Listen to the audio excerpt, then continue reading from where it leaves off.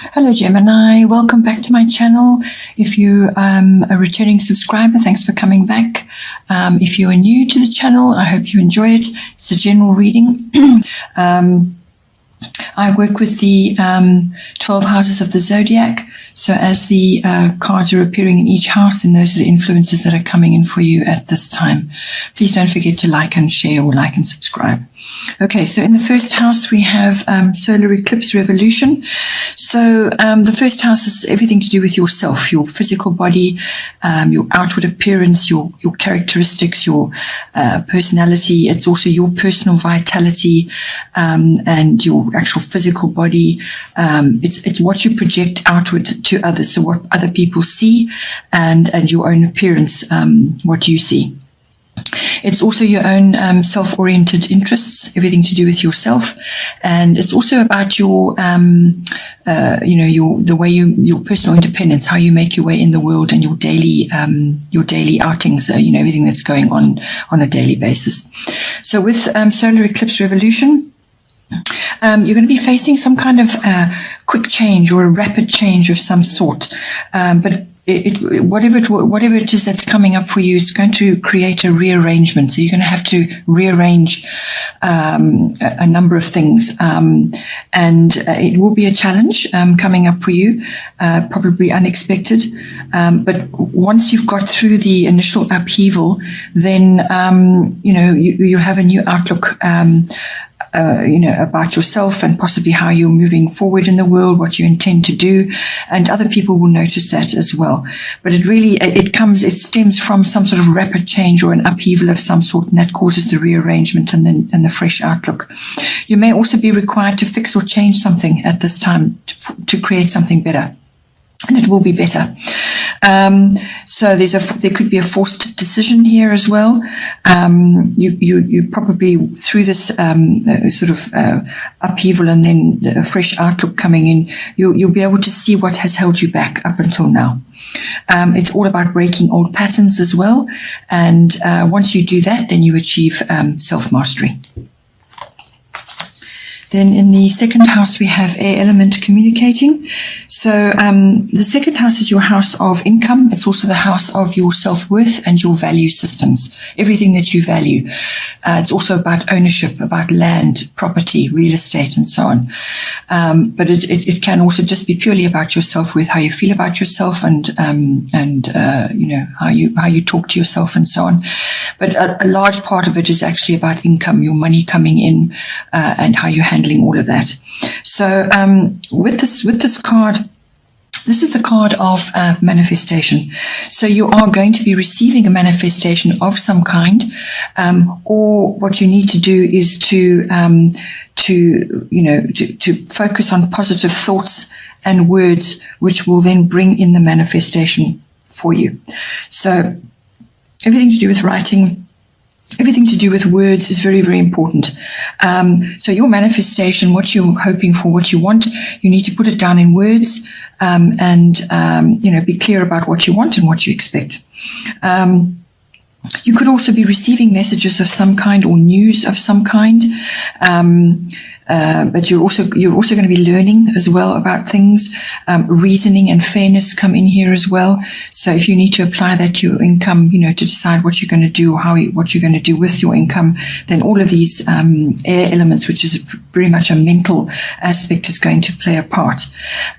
You're probably going to need to think things through before you act as well. So just do that. It's highly indicated also in your chart to just think things through carefully before you take action.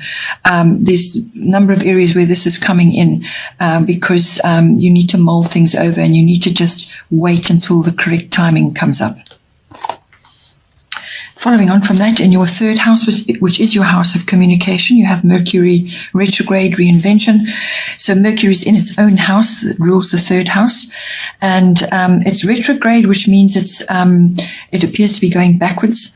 It's an optical illusion, but what it does is it actually forces you to actually hang back and take stock, to reformulate, to revise, to review everything that you're planning to do. The third house is the house of communication.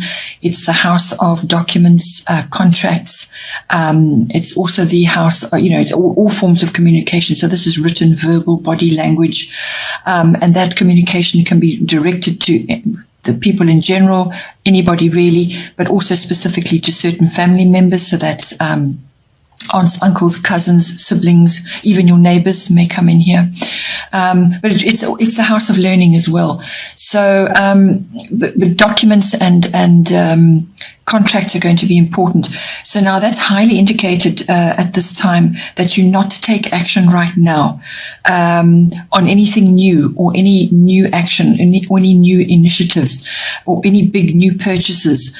Just avoid for a period of about a week or so. So somewhere in the course of this month, this may come in for you. So you're just going to have to monitor the energies and see, because you'll know when Mercury goes retrograde. You'll find that, the way you communicate, sometimes it gets misinterpreted or misunderstood. Emails get lost, communication goes awry, and you will at some point need to seriously back up all your technology, all your electronics. Anything important, make sure it's saved and secure. And if you do have to make a big decision about something, try and postpone the actual date until the energies have passed, because it's an unpredictable energy. Things can go wrong. Things get lost. They get misinterpreted, as I said. And you don't want that if you're trying to, to hammer down a big legal contract or something. Or when you want to say something specifically to somebody, it can come across and get the wrong reaction. Also, if you're planning any local trips and so on, just be careful. You could be subject to delays. I mean, if you have to go, then you have to go, but something could be changed at the last minute, or there could be a delay. Also check your vehicle, because things can go wrong or go awry with the vehicle. Perhaps have a flat tire, or something goes awry. So if you are having to go on a journey, double, triple check everything and make sure that it's 100%. So just it's a period that we all go through at some point, where what it does really do is, if you notice that things are not getting communicated as you intended, then pull back, and it's a very good time to go back to the drawing board, especially if you're planning something. If you're planning something important, it's a very good time to go back and actually reformulate it, because when you do that, you'll create something much better. You'll pick up mistakes, you'll pick up errors, and so on, that you wouldn't have had you just gone ahead and done it anyway. So it's a very good time to be doing that. Then in the fourth house, we have Taurus. Your fourth house is your house of home and your home life. So it's your actual bricks and mortar where you physically live, but it's also your home life and the people in your home, interactions there, and also your relationship to your family history, your ancestry, your foundation, your roots, your ethnic identity, where you've come from, your heritage, all of that. It's your relationship with that. So it's one of the lovely cards you have in your chart at the moment. So your home is your castle at the moment, and you may need to retreat there at some point with various things that are going on. So this Taurus I have coming in is going to bring in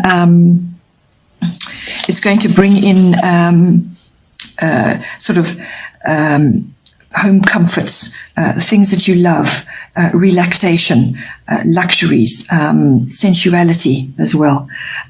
Gardening is indicated, building is indicated, land and real estate is going to feature somehow. It may feature. Money matters are going to be important, and it's the accumulation of that. And perhaps you're building something, perhaps you're going to, you want to sort of perhaps redecorate your home, or you're doing something in your home, or you're just building up finances in some way to bring about a change, or to do something in your home, or even to purchase in your home. But it really is about stability. It's about ownership. It's a very practical, methodical sign, this. So whatever steps you are taking within your home, it needs to be, well thought out, solid and practical application, methodical. This card is also about nurturing. So you may be nurturing others in your home, or you just may be nurturing yourself in your home. As I said, making it your castle, your place of home comforts and relaxation and a few luxuries and so on. Art may come in as well, so you may be purchasing art or bringing artistic things into your home, so it's the appreciation of beauty. Just be careful that you're not overindulging in something or making an unnecessary indulgence. It's fine to have a little luxury or to bring something that you've coveted into your home, but not at the cost of something else, So just balance that out. This card could also bring in stubbornness into your home life. Perhaps you or somebody in your home is being quite stubborn about something, or there's a very materialistic outlook with regards to your possessions and your home and your money and so on. So just bear all that in mind. But it really is about having that peace and tranquility in your home life and what you need to do to bring that about. Then in the fifth house, we have Pluto transformation. Fifth house is the house of your house of creativity. So all your creative projects or anything which requires your creativity, which is pretty much everything, the way you dress, the way you speak, the way you conduct yourself, projects at home, even how you handle your children, because this house is also about children, your children or other people's children or children that you're associated with in some way. It's also the house of love affairs, and it's the house of recreational activities of all kinds. So this can be fun, outgoing recreational activities or some other activity which you really enjoy. It can be about sports. It can also be about speculative activities like gambling or stock market. So with Pluto transformation coming in there, right off the bat, be very careful about your money and specifically taxes and investments and things like that. And if you are working the stock exchange or the stock market, this is going to be something you need to watch very, very carefully, where you invest, how you invest, because you could experience a loss of some kind, because this brings about transformation. But what it can do is bring about a loss and then a renewal of some kind, or some kind of ending and beginning. So just be careful of that. With Pluto transformation, it could also be just that, something within this fifth house is transforming for you. So it could be a project, a creative project, which you're busy involved in. And that could involve recycling, because that's what Pluto does. It recycles. So things from old to new. So there could be projects to do with that. Perhaps it's an artistic project you're working on and it involves recycling, or you're just involved in some way. It could be really as practical as that. It could also be that your children are going through some transformation of some kind. Perhaps they are changing, something is ending and something is beginning, or they're going through different phases in their life. The old chapter falls away and a new chapter begins, things like that. Or it could even be a love affair, but it's transformative. So the love affair could be something that new and that is coming in at an intense love affair, but it could also be the transformation of one going up to a new level. Pluto can also bring in things rising up from under the surface, so things that have been kind of hidden or just not acknowledged or not known at this time. So things coming up to the surface to be looked at. So that could be hidden feelings, it could be secrets, it could be just aspects that need to be brought into the light now to be dealt with. So it's a transformation of that coming into the light. But as I said, a lot of it is to do with old to new. So something old is going out and something new is coming in. And it could also be birth. Birth could be coming in on the fifth house because it is about children, or regeneration of some kind. So something is falling away to make space for something new.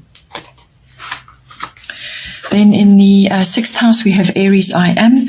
So this is an action card.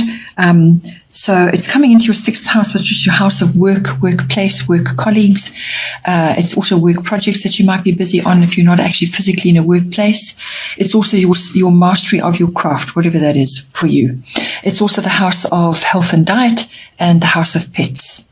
So with Aries I Am coming in, the very best way to handle this is it brings in energy, that fiery energy, enthusiasm, and there's like a warrior energy involved here.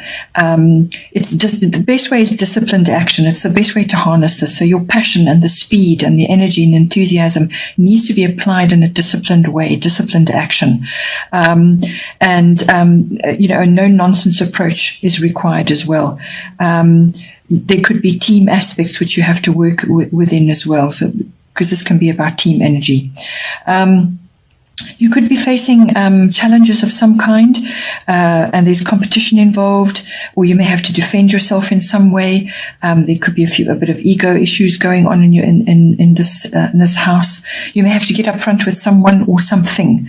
Get clear. But this card is about pushing ahead on something that you are working on in this house, pushing ahead with something, and something that you want to implement, and you get the go ahead now. Just don't push too hard. Don't be too aggressive. Avoid conflict or quick temper, because then that could put you back, right back to the beginning again as well. From a health and diet point of view, this card can have an aspect where it can bring about a sort of a rushing aspect to you. As I said, disciplined action. Think about what you're going to do and apply it.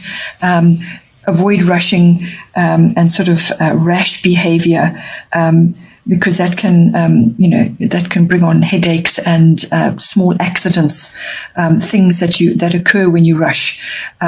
So there's nothing wrong with speed, but it must be done in a disciplined way to avoid having accidents or causing yourself to be coming out in rashes and headaches and things like that. Okay, Gemini, I hope you enjoyed that. Please don't forget to like and share, or like and subscribe, and have a wonderful month, and I will see you next time. Take care.